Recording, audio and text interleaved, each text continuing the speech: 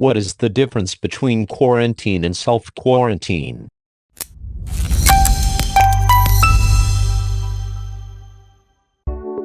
At a time when MERS-CoV has become an epidemic by the World Health Organization, WHO, countries that have registered HIV infections are seeking to control the disease and reduce the number of people infected by preventing infections or suspected infections. In such circumstances, governments impose some emergency health measures such as quarantine and isolation. Although both of the terms seem similar in meaning, there is an important difference that you have to realize and know its meaning, especially in the current circumstances. Both isolation and quarantine are common practices used to undermine and prevent the spread of the disease in a particular geographical area. When talking about the last coronary virus, the interpretation of each product is different in terms of procedures. Insulation is a condition that indicates a restriction on the movement of patients infected with the COVID-19 virus.